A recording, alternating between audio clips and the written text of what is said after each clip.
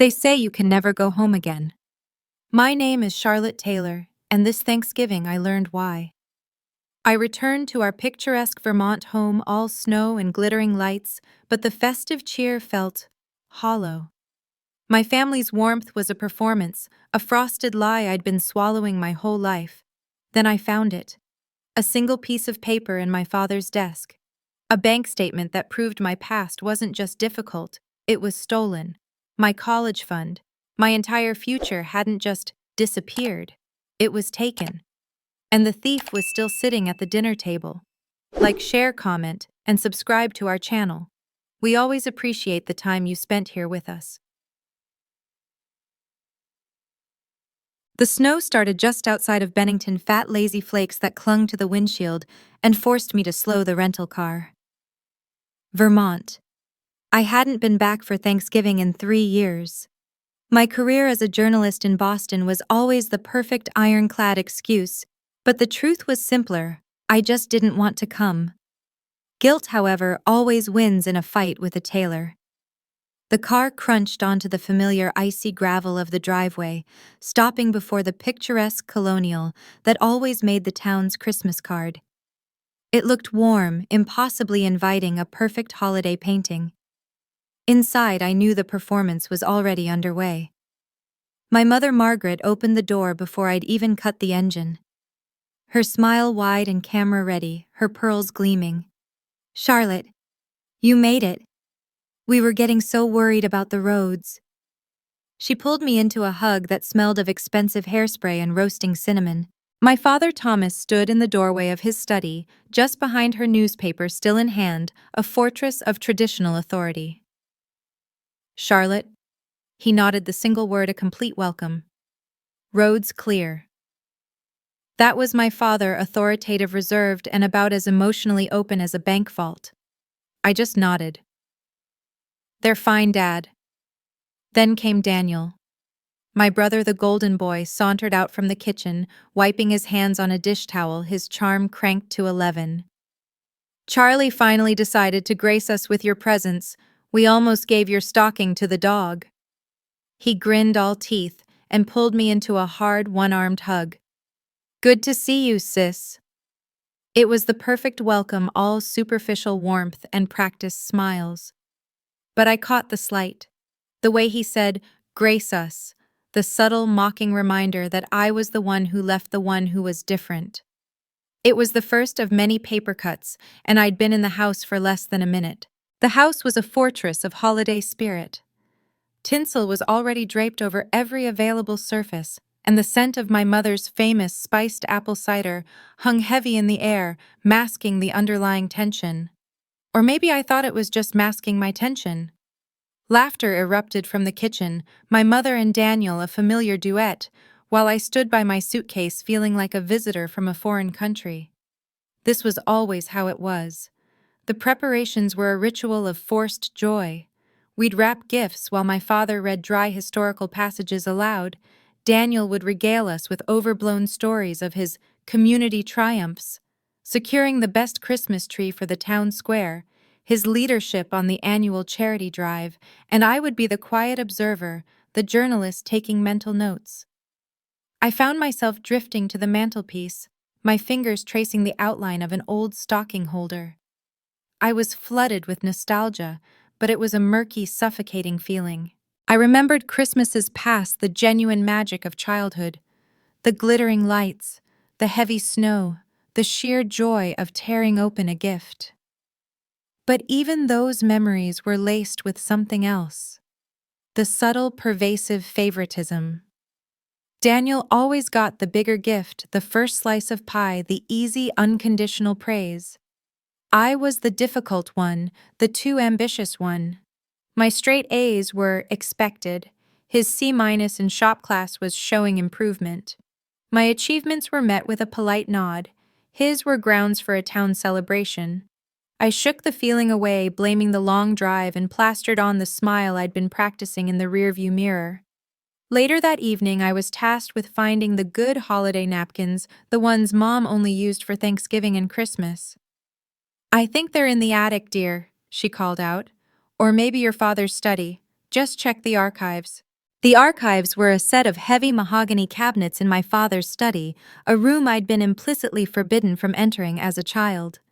It smelled of old paper leather and his specific brand of shaving soap. It was the nerve center of the house. I pulled open a heavy squeaking drawer, expecting to find linens, but found rows of meticulously labeled file folders instead. Taxes, 1998, mortgage, car titles, and then one that made my stomach tighten. My name was on it in my father's sharp, meticulous handwriting, Charlotte. College fund. I frowned. My college fund had mysteriously run dry my sophomore year. It was the single biggest betrayal of my life, forcing me to take on a mountain of debt that I was still paying off. My parents had brushed it off, a vague, dismissive story about a market downturn and bad investments. I'd been 19, overwhelmed, and I'd let it go. I'd had to. My hands, suddenly cold and numb, pulled the folder out. It wasn't full of statements. It was just one single folded sheet of paper. An old bank statement from a local credit union dated 12 years ago. It showed the account balance, a healthy 5-figure sum that made my breath catch. And then a single massive withdrawal dated 3 days after my 19th birthday. A wire transfer that had gutted the account. My eyes scanned the details, the blood draining from my face, a high-pitched ringing starting in my ears. The recipient, Taylor Innovations, LLC. I didn't recognize the name for a second, and then it hit me like a punch. That was the name of Daniel's first failed startup, the absurd tech company he'd tried to launch right around my sophomore year. The laughter from the living room, Daniel's loud braying laugh, hit me like a physical blow. He hadn't just been the favored child, he had actively, deliberately stolen from me. He had sabotaged my future while I was working 2 jobs and living on ramen noodles. And they had let him, or worse, they had helped him. The nostalgic warmth of the house instantly evaporated, leaving only a bitter Arctic cold. All those Christmases, all the loving smiles and carefully wrapped presents. It was all frosted lies. I carefully, precisely folded the statement and slipped it deep into the pocket of my jeans. I pushed the folder back into the drawer, sliding it shut with a quiet, definitive click.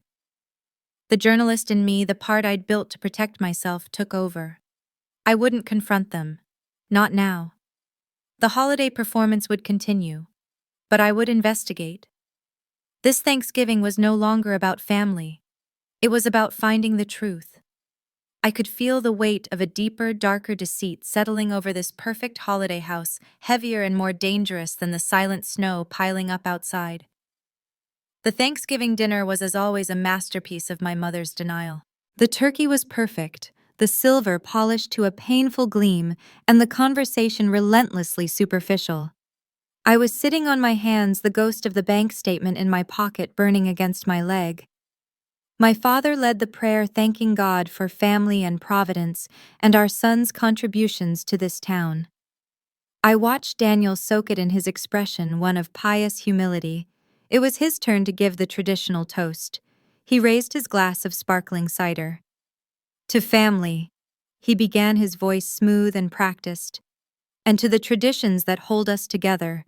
I'm just so proud this year, truly, to be able to continue the Taylor legacy of community leadership. It's a big responsibility. He beamed at our father, who nodded, his chest swelling with pride. Hearing that the town council approved my proposal for the Christmas Festival of Lights, he went on, painting a picture of himself as the town's savior, the sole engine of its holiday cheer. He'd manipulated the simple family toast into a press release for his own ego. I glanced at the program for the festival, which was already sitting on the sideboard, and saw his name in bold, directed by Daniel Taylor. He'd stolen that too. For 30 years, Mrs. Gable, the high school music teacher, had run that pageant. Now, apparently, it was his. The first crack in the facade. The next day I drove into town, desperate for a decent coffee and a break from the suffocating atmosphere of the house. I ran into Mrs. Henderson, our old neighbor, outside the bakery. "Charlotte, my goodness, look at you." Her powdery soft cheek brushed mine. "It's so wonderful what your family is doing for the Historical Society." That old roof was about to collapse. Daniel is just so generous. I forced a smile. He certainly keeps busy. I left her and walked my coffee forgotten the 2 blocks to the Historical Society. There it was, a brand new bronze plaque gleaming next to the freshly repaired gutter. The Taylor Family Restoration Fund. My stomach dropped. And then in smaller indented letters beneath, generously funded by Thomas, Margaret, and Daniel Taylor. My name wasn't just left off. It was a deliberate, pointed omission. I was no longer part of the Taylor family when it came to public goodwill. I was an afterthought, an asterisk erased. A memory sharp and cold hit me so hard I flinched. I was 12, standing in the kitchen clutching a $500 check. I'd won the statewide essay contest. "I want to put this in my college fund," I'd said, my voice bursting with pride. Just then, my father walked in, his face a grim mask. Daniel had broken his arm falling out of the neighbor's treehouse, the one he'd been forbidden to climb. The doctor's bill had just arrived. My mother's eyes darted from me to my father. "Charlotte, dear," she'd said, her voice strained, "we just need to borrow this. It's for the family. Daniel needs this right now." I tried to object, my voice small. "But it's my money. I won it." My father's voice was like stone. "Don't be selfish, Charlotte. It's just money. We'll pay it back." They never did. A week later, Daniel got a brand new 10-speed bike for being so brave about his cast. I got my first lesson in being invisible. Standing in the freezing Vermont air, staring at that plaque, I realized nothing had changed. I was still the invisible daughter, the family bank, the one who was expected to be understanding while I was being dismissed. I walked until my toes were numb, finally stopping at the edge of the town green, the wind whipping my hair across my face. I pulled out my phone and dialed. "Alex," I said, my voice tight. "You sound like you're about to murder a snowman," she replied. Alex, my college roommate, and the only person on earth who knew the real story. She was a financial analyst in New York, and she possessed zero patience for bullshit. I told her everything: the bank statement, the toast, the plaque, the memory of the $500. She was silent for a full 10 seconds. "Charlie," she finally said, her voice dangerously quiet, "this isn't favoritism. This is theft. He stole your college fund. Your parents let him, and now this parasite is literally erasing you from the family history. What in the flowers in the attic is happening up there?" Hearing her say it so bluntly solidified the rage I'd been trying to suppress. "I know, Alex, it's so much. Black and white, Charlie. That's all that matters. He stole from you. What are you going to do?" Her voice, sharp and practical, was the steel I needed for my spine.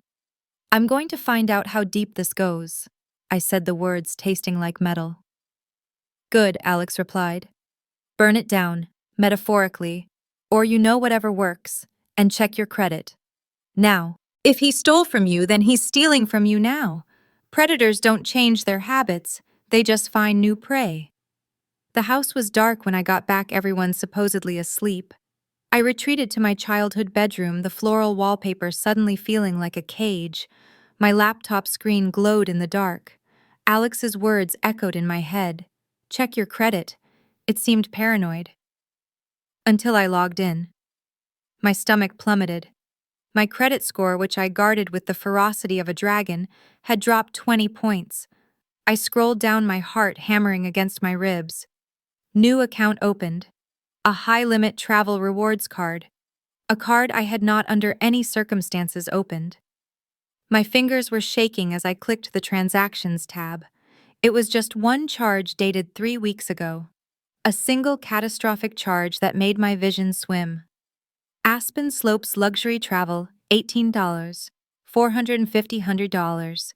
4 first-class non-refundable tickets from Boston to Aspen, plus a chalet deposit for the week of Christmas. Booked in my name. Charged to my credit. He hadn't just stolen my past. He was actively, gleefully mortgaging my future to fund a lavish holiday trip for himself, threatening my entire financial security. The crack wasn't just a crack anymore.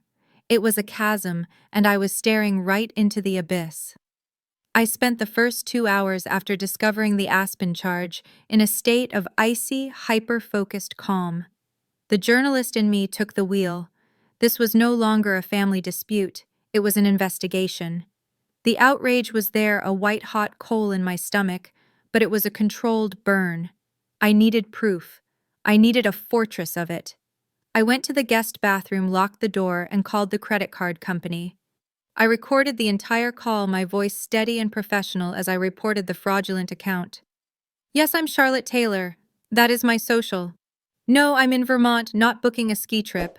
I need every piece of digital documentation you have on this account. Within an hour, my inbox was flooded. The digital receipts for the Aspen trip, the confirmation emails, and the digital fingerprint I was looking for. The email address used to book the trip was dtaylortownhero@gmail.com. The sheer, unadulterated arrogance of it almost made me laugh. He was so convinced of his own brilliance, his own untouchable status, that he hadn't even bothered to cover his tracks. I saved everything to a secure encrypted drive, the one Alex had insisted I get. Next, the old bank statement from my father's study. I photographed it, scanned it, and uploaded it. The evidence file was growing. This was all digital. I needed the paper trail. I needed to know how deep the rot went. I waited until the next evening. The whole town was at the annual community caroling event on the green. Daniel naturally was leading it, his baritone no doubt butchering "O Holy Night." My father was there, a pillar of the community, and my mother was at his side, the perfect supportive wife. The house was empty, silent, save for the ticking of the grandfather clock and the hum of the refrigerator. I went straight to my father's study. The old family desktop was still there, a beige dinosaur. I powered it on, my heart hammering. No password. Of course not. My father still believed a locked door was security enough. I found the family finances folder in under 30 seconds. It was a digital tomb of betrayal. I found the emails, long casual chains between Daniel and my parents discussing Charlotte's contribution, the $15,000 from my college fund, as a short-term family loan to his startup. I found the invoices he'd submitted to Taylor Innovations for business expenses, all paid from an account I didn't recognize, until I saw the last 4 digits. They matched an old savings account of mine that I'd thought was empty for years. He'd been siphoning from it, small, insidious amounts. A cable bill here, a car insurance payment there, a systematic parasitic drain. I sat there in the cold leather chair that smelled like my father, and the sorrow hit me swift and suffocating. My anger, that simmering coal, was suddenly drenched in a cold, profound grief. The house was filled with the scent of pine from the living room tree and the lingering smell of my mother's baking. This was supposed to be Christmas. This was the time for mismatched ornaments, for arguing over whether It's a Wonderful Life was better than A Christmas Story, for feeling safe. Instead, I was sitting in the dark, my face lit only by the glow of the monitor, documenting a federal case against my own brother. My thoughts were a bitter mix. I was furious, outraged at the theft, at the years of lies. But beneath that, I was just heartbroken. I was grieving the family I thought I had. The one I kept hoping stupidly was real. The betrayal wasn't just about the money. It was about the love I thought was unconditional, and realizing it was in fact entirely transactional. He was the asset. I was the liability. I finished copying every last file to my thumb drive and clicked Shut Down.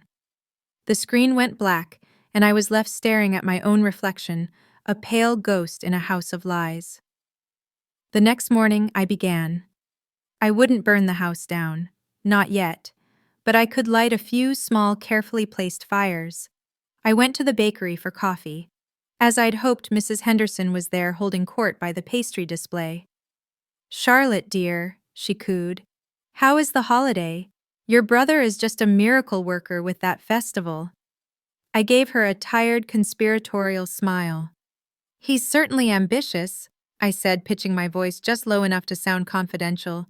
"I'm just so worried about him. He's juggling so much he's starting to forget the details." Mrs. Henderson leaned in. "Details?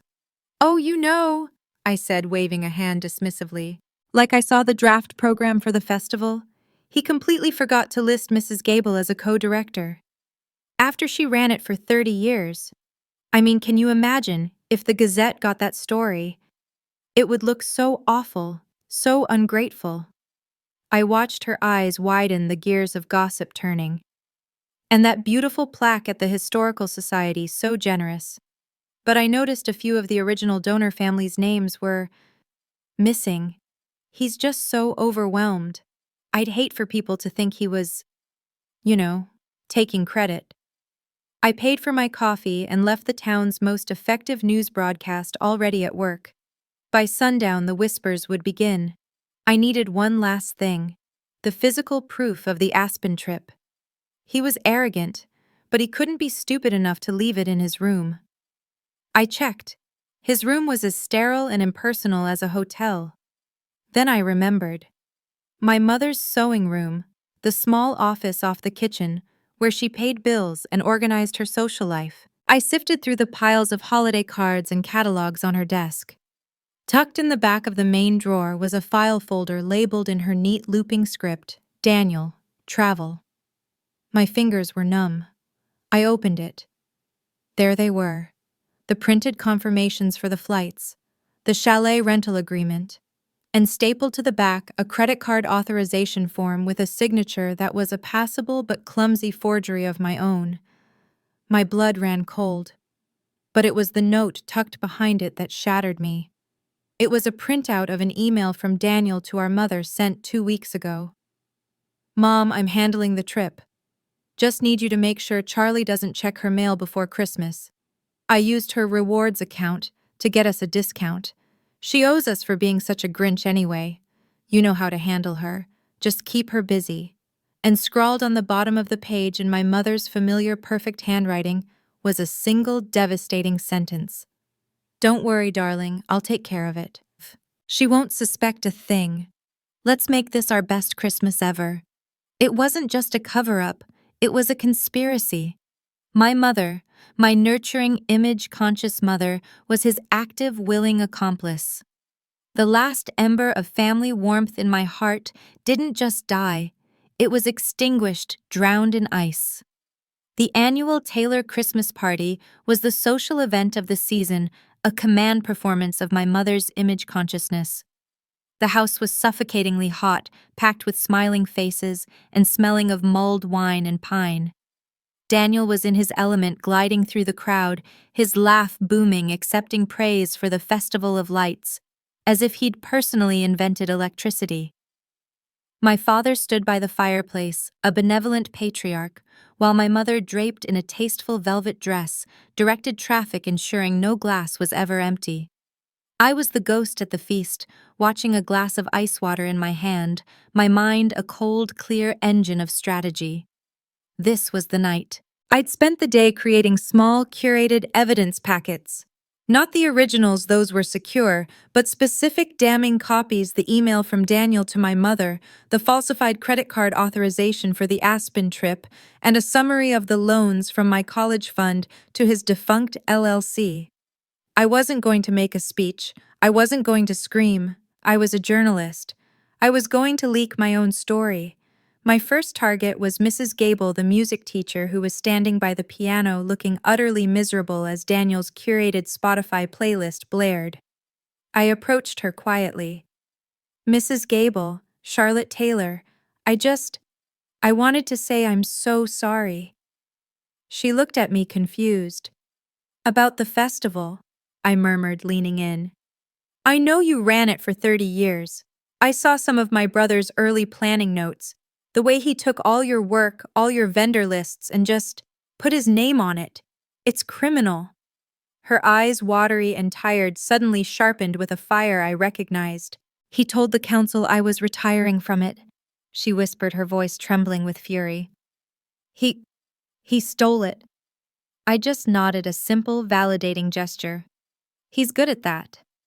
I let the words hang and walked away, leaving the first matchstick to smolder. I found Mr. Abernathy, a local developer, and my father's main business rival, by the bar. Mr. Abernathy, I said, offering a small professional smile. Enjoying the party. He looked me up and down.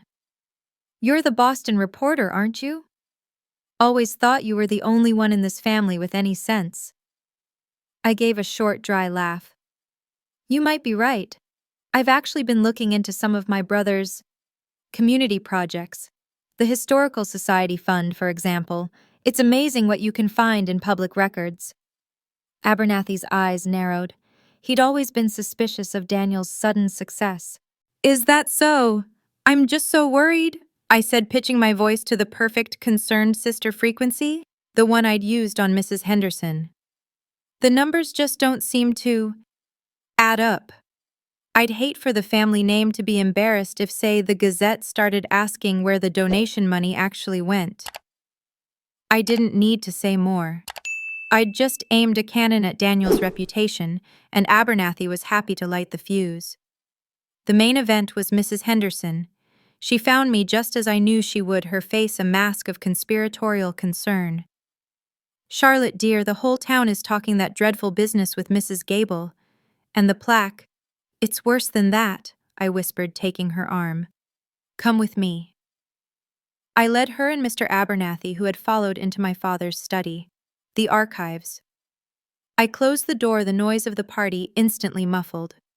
I'm terrified, I said, my voice perfectly modulated. I'm a journalist, I check things, and I found this. I handed Abernathy the forged Aspen authorization form. He looked at it, then at me.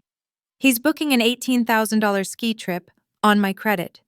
In my name, without my permission. Mrs. Henderson gasped, a hand to her pearls.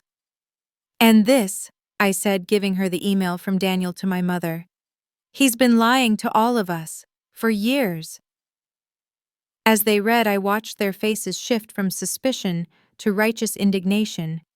This, Abernathy said, his voice a low growl, is fraud. I saw Daniel through the study door's window. He was laughing, unaware, standing directly under a sprig of mistletoe, trying to corner a young town council aide. His smile was bright, predatory, and I felt it then, the moral tension, the cliff edge. This act was irreversible. This wasn't just exposing Daniel, it was detonating my entire family. I saw my mother across the room, oblivious, refilling a bowl of nuts, and a sudden sharp pain lanced through me. This would break her. This would end the Taylors, as this town, and as I had always known them. I held Mr. Abernathy's gaze, the printed evidence a stark black and white between us. I thought of my stolen future, the years of debt, the constant grinding dismissal. I gave a single slow, deliberate nod. The choice was made. Daniel must have sensed the shift in the room. The party's energy had changed. The whispers which had started in the bakery were now a full-fledged rumor mill swirling around his own living room. He saw me emerge from the study with Abernathy and Henderson, their expressions now cold, judgmental. Mrs. Gable was pointedly ignoring him. His smile flickered. His charm, his only weapon, was failing. He looked at me, his eyes narrowing, and for the first time I saw genuine panic. I just smiled, a small, calm, terrible smile, and raised my glass of water. His humiliation was a quiet, creeping thing, far more potent than a public shouting match. He was being frozen out, one icy whisper at a time. The party died an hour later, guests leaving with hurried, awkward excuses. When the last car had pulled away, the house fell into a heavy, awful silence. My parents, confused by the sudden chill, went upstairs. Daniel waited. He cornered me by the Christmas tree, the multicolored lights casting grotesque shadows on his face. The charm was gone. The mask was off. What did you do? He hissed, his voice a venomous whisper. I didn't flinch. I told the truth. You should try it sometime. He stepped closer, crowding me, his smell of wine and sweat filling my lungs. You think you're smart, Charlie. You think you won. You just signed your own death warrant. My blood went cold. I know your editor's name at the Globe, he snarled. I know all about that city council source you had to retract last spring. How unreliable he was. It would be a tragedy if an anonymous email landed on his desk. An email from a concerned family member about your mental instability. How you're back home forging documents, harassing your family, having paranoid delusions. He grinned, a joyless, ugly baring of teeth. You want to tear me down, I'll bury you. I'll make sure you never write another goddamn word in Boston or anywhere else. Let's see who they believe, Charlie, the town hero or the unstable bitter sister who couldn't hack it. The morning after the party was a new crystalline form of cold. The frost on the window panes had nothing on the atmosphere in the kitchen. My mother was serving breakfast with a stony, martyr-like silence. My father read the Wall Street Journal as if it were a shield. Daniel conspicuously was absent. He's at the church, my mother finally said, her voice tight. Doing good work for the community, despite the unpleasantness last night. The unpleasantness. My own character assassination. You embarrassed us, Charlotte, my father said, not looking up from his paper. Whatever spat you're having with your brother, you do not air this family's laundry. Not here. His verdict was clear. Daniel's actions were irrelevant. My reaction was the crime. The sides had been drawn. I went into town a refugee in my own hometown. The frostbite was real. The whispers I had started had metastasized. I could feel the stares as I walked into the general store for coffee. Mrs. Henderson gave me a tight, supportive nod from across the aisle, while the wife of my father's law partner actively turned her back on me. The town was splitting a fault line running right through the holiday decorations. Daniel's threat about my job echoed in my head. He wasn't bluffing. He would try to destroy my career as casually as he booked a ski trip. I got in my rental car and drove to the town overlook, the one place with decent reception, the wind howling. I called Alex. He's threatening to go to my editor, I said, the words tasting like ash. He's going to paint me as unstable. Alex's voice was pure steel. No, he's not. You are. You're going to call your editor first. I stared at the frozen lake below. What? You're a journalist, Charlie. You're on leave. You've stumbled onto a potential story of small-town financial malfeasance. You're just checking the ethics of pursuing a story that involves your own family. You're not the crazy sister. You're the ethical reporter. Get ahead of his narrative. Control it. It was brilliant. It was terrifying. I did it. I called my editor, my hands shaking. I pitched the hypothetical, my voice steady, professional. By the end of the call, I had his full support. Taylor, he'd said, if it's real, it's a hell of a story. Just don't get yourself arrested. I hung up, a surge of adrenaline sharpening my senses. My anger was channeling itself not into petty revenge, but into focused, strategic action. I wasn't just reacting anymore, I was acting. The high of my strategic win evaporated the second I walked back into the house. My mother was waiting for me in the kitchen, her face ravaged. I saw the email, I said, preempting her. The one from Daniel. The one where you agreed to lie to me. The heartbreak I'd been holding at bay slammed into me. She actually flinched. He's your brother, Charlotte. He just gets turned around sometimes. He needed this trip. He works so hard. You have your job, your life. It was a discount. It was grand larceny, Mom, with my social security number. Don't use that tone, she shrieked, her composure cracking the first genuine emotion I'd seen from her. I've held this family together while you've been off in Boston judging us.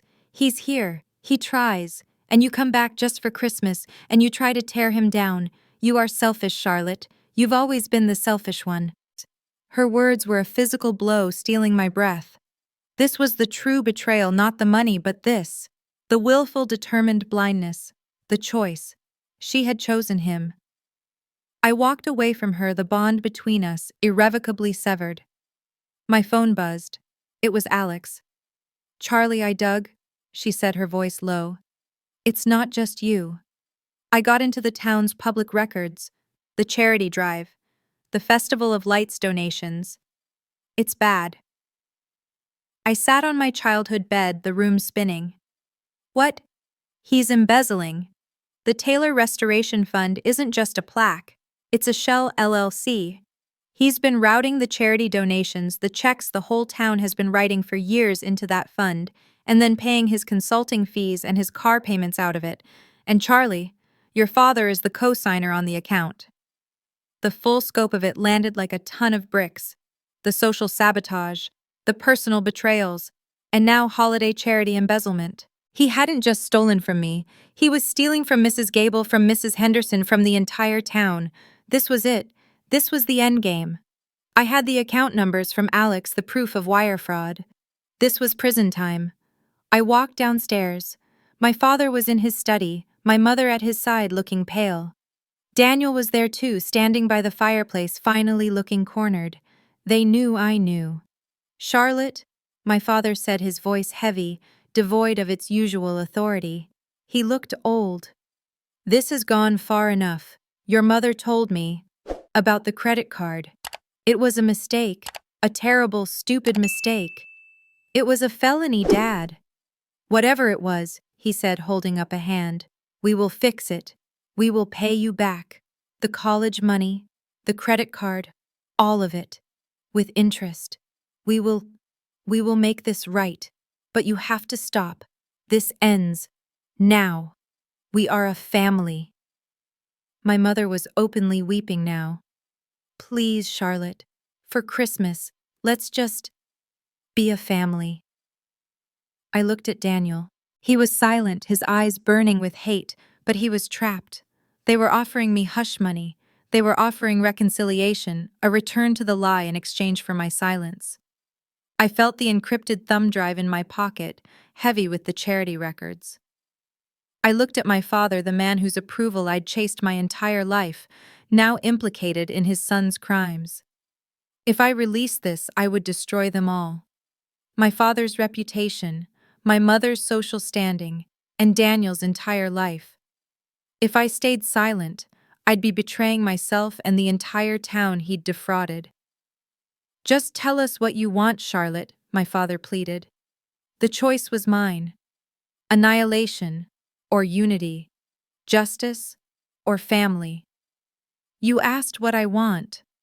I said the words cutting through the heavy silence of my father's study. The three of them stared at me, a grotesque tableau of a family united only by deceit. My mother, her face blotchy with tears. My father, his authority stripped, looking like a tired old man. And Daniel, his eyes burning with pure, unadulterated hatred.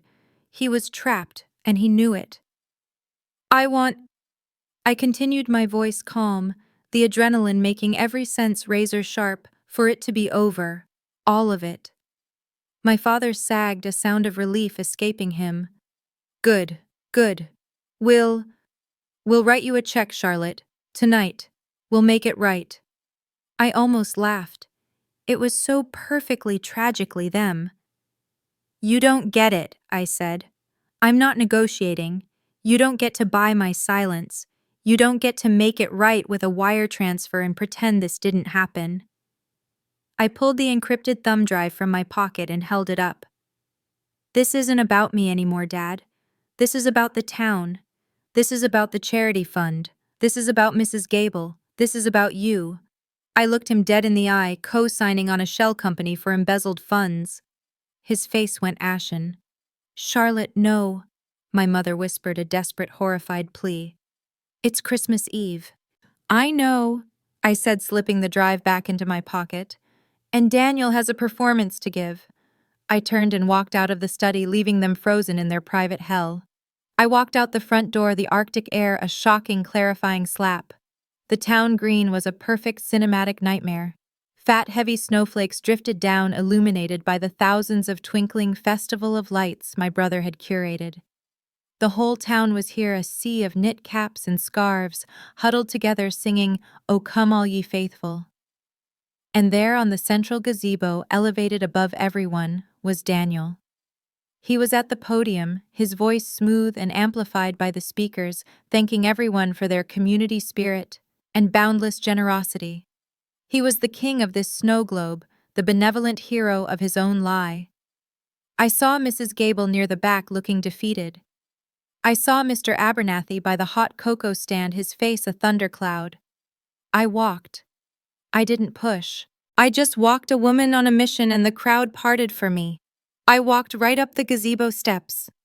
The carol died. The silence was sudden, absolute, save for the hum of the amplifier. Daniel's smile was cemented on his face, but his eyes were pure panic. "Charlie, what are you doing?" "You're welcome, Daniel," I said, my voice carrying over the speakers clear and cold. The crowd murmured. "What?" he stammered, trying to laugh it off. "Welcome for what?" "For the opening line of your speech," I said. "The one I wrote for the state essay contest when I was 12, the one you stole then, just like you stole Mrs. Gable's festival." A collective gasp.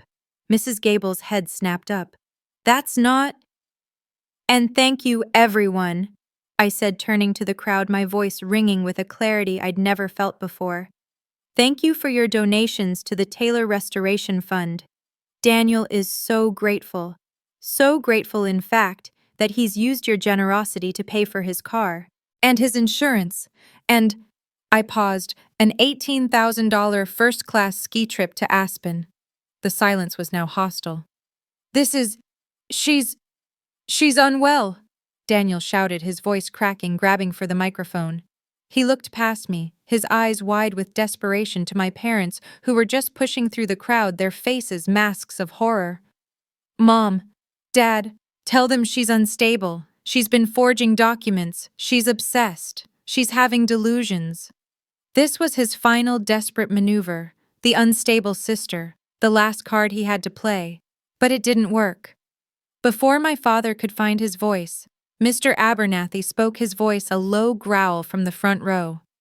"Is this a delusion, Daniel? Because my bank's records show 4 separate wire transfers from the public charity account to your private Taylor Innovations LLC, the one your father co-signed." The crowd turned a single furious organism on my father, who actually stumbled back.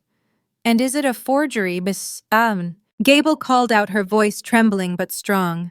"That my entire festival plan, my vendor lists were just given to you, is my 30 years of work a delusion?" The backfire was immediate and catastrophic. The town, armed with the seeds of doubt I had planted, now saw the truth. Daniel was exposed, bathed in the glow of the Christmas lights he'd used as a prop. "I won't be silent," I said, speaking directly to my mother, who was weeping her hands over her face. "I won't be guilty, and I will not be handled. You wanted a perfect family Christmas. Instead, you get the truth." I looked at Daniel, his face a ruin of sweat and snow, his reign over. I had asserted my moral clarity. I had refused to be the scapegoat. I didn't need to shout. I didn't need to cry. I had won. I unplugged the microphone, the feedback a satisfying ugly screech, and dropped it onto the gazebo floor. Then I turned my back on all of them. On Daniel, left to the mercy of the town he'd defrauded. On my father, his reputation in ashes. On my mother, lost in her own broken illusion. I walked down the steps and through the parting crowd. The snow was falling harder, covering my tracks, washing the night clean. I was changed, hollowed out, and rebuilt all in one terrible, triumphant moment. The confrontation was over. I was free. And I was utterly, completely alone. I didn't stay for Christmas morning. I walked out of that gazebo, past the stunned, silent crowd, and went straight back to the house. The adrenaline from the confrontation carried me through the act of packing. I was methodical, folding sweaters, zipping bags, a cold, clean efficiency humming in my veins. The house, when I'd entered it, was empty, a silent stage after the play had collapsed. The Christmas tree lights were still on, blinking their cheerful, idiotic rhythm into the void. I worked by their light alone. Outside, I could hear the occasional car starting, the murmur of voices, as the town dispersed, carrying my story with them, a new dark carol for the holiday. I didn't sleep. I just packed. I was erasing my presence, every last tube of toothpaste, every stray charging cord. At dawn, I looked out my childhood window. The snow had stopped. The town green was a pristine white scar, empty. My phone, which had been silent, buzzed. It was Alex. "Holy hell, Charlie," she breathed. "You're trending." I didn't understand. "Not you," she clarified. "The town. The Festival of Lights is canceled. The Gazette just posted a story online. Town charity fund under investigation for financial irregularities. Abernathy gave them an on-the-record quote. They're calling for an emergency town meeting. You didn't just light a match, you dropped a bomb. I sat on my perfectly made bed. Daniel wasn't just facing social ostracism, he was facing lawsuits. The financial consequences, the community censure. It was all happening faster and more completely than I could have imagined. I carried my bags downstairs. The house was morgue quiet. The ashes of our family were all around me, invisible but suffocating. My father's study door was closed. I didn't bother to knock. I knew I would never see him as anything other than a weak, complicit man again. His reign was over, and all it had taken was one sustained push. I walked into the kitchen to leave my key. My mother was there. She was sitting at the kitchen table in her silk bathrobe, clutching a cold, empty coffee mug. She was staring at the unlit Christmas tree in the living room, her face a ravaged gray mask. She didn't look like a conspirator. She looked like a widow. She heard my suitcase wheels on the tile, and her head turned a slow, creaking movement. Her eyes were empty, all the social polish, all the image consciousness burned away. I expected rage. I expected tears. I got nothing. "You've ruined us," she whispered. Her voice was just a dry rustle. "You've destroyed your father. You've destroyed your brother. After everything we've given you." There was no remorse. No understanding. Even now, I was the villain. I was the problem. The illusion was so total she'd rather live in the rubble than admit the foundation was rotten. I stopped. I looked at this woman, a stranger in my mother's robe, and I felt nothing. Just a vast, cold pity. "No, Mom," I said, my voice quiet but firm. "You destroyed yourselves. I just turned on the lights." I set the rental car key on the counter. "Goodbye." She didn't answer. She just turned back to her unlit tree. The drive out of Vermont was a long, silent exhalation. The grip of nostalgia, the suffocating weight of family obligation. It was gone. I was grieving, I realized, as the miles ticked by. I was grieving the family I'd always wanted, the mother I'd deserved, the father I'd tried to admire. I was grieving the Christmases that I'd thought were real. But as I crossed the state line into Massachusetts, the grief began to feel different. It wasn't a weight. It was a space. An emptiness I could now fill. I called my editor. "It's Charlotte," I said. "You were right about that story I was tracking. It's big, it's real, and I have to be the primary source. I want to write it. We need to talk about the ethics, and I need you to back me up." I was consolidating my life, my career, not on the lies I'd been told, but on the truth I had uncovered.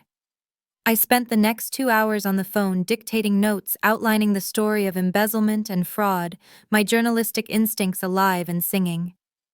I got back to my tiny, cluttered Boston apartment late on Christmas night. It was cold, and the fridge was empty. But it was mine. I sat on my own couch, under my own cheap throw blanket, and for the first time in my life, I felt genuinely, profoundly safe. My phone buzzed again. An unknown Vermont number. Mrs. Henderson, maybe, or Mrs. Gable. A cautious new alliance. I looked at the screen, then silenced it. I would call back. But not tonight. Tonight was mine. I was preparing for the new year, a year that wouldn't be defined by my family, but by me. I was carrying the lessons not as baggage, but as armor. I had my agency. I had my resilience. And for the first time, I had my self-respect. The first snow of the new year began to fall over Boston just after dawn.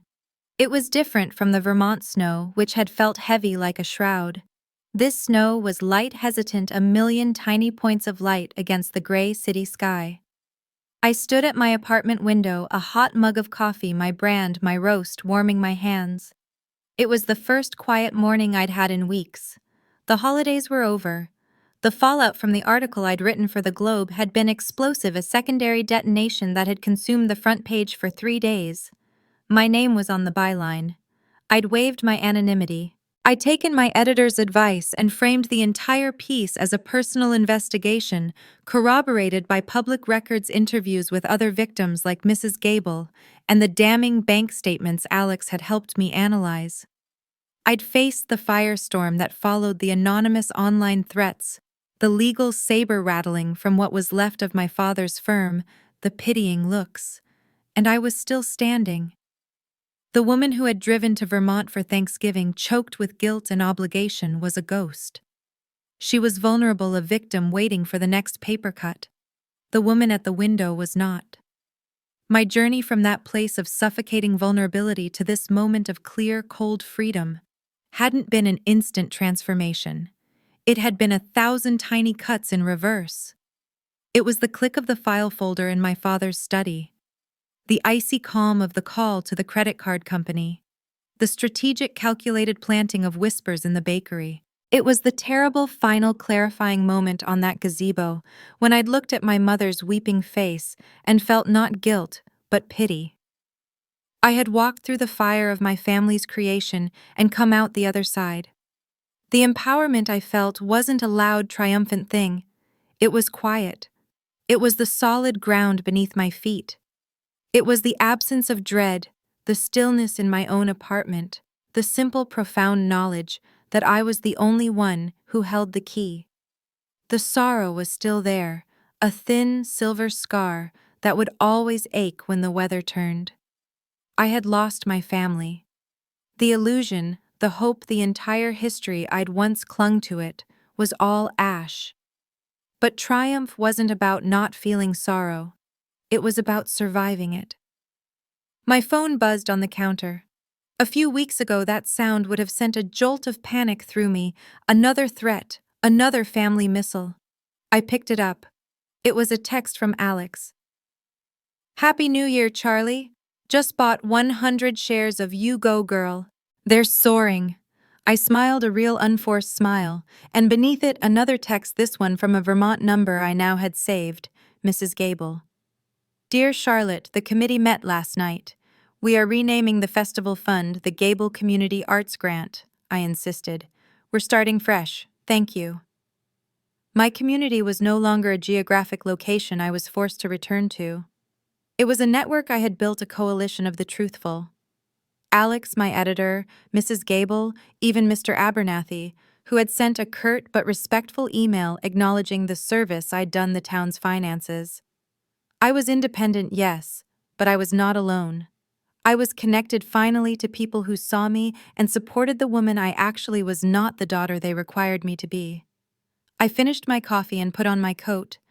The holiday season had been a minefield of traditions I'd been forced to endure. My mother's suffocating dinners, the ritual of my father's fireplace monologue, the forced, brittle cheer. They were all poisoned. I couldn't reclaim them, not really. I had to build new ones. I walked down the street, the snow crunching under my boots, and went to the small corner store. In the window, forlorn and forgotten, was a box of discount Christmas ornaments. They were tacky, glitter-covered baubles, the last vestiges of the holiday nobody wanted. I bought one. A single, bright, obnoxiously purple star. I took it home and hung it not on a tree, but from the metal hook above my kitchen sink, where I would see it every day. It wasn't a symbol of a perfect Christmas. It was a symbol of my Christmas. The one where I had stood up, spoken the truth, and chosen myself. It was my medal. It was my reminder.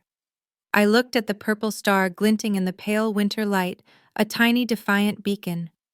The sorrow was real, a ghost in the room, but the triumph was solid, a new foundation. I had a future, and for the first time in my life, I was the only one who held the pen. And with that final act of self-respect, Charlotte's long winter of betrayal finally came to an end, her new life just beginning. What did you think of her final choice? We read every single comment to hear your thoughts, so let us know below. If you enjoyed this story, be sure to subscribe for more. Thank you for listening. This has been a story from Radiance. We'll see you next time.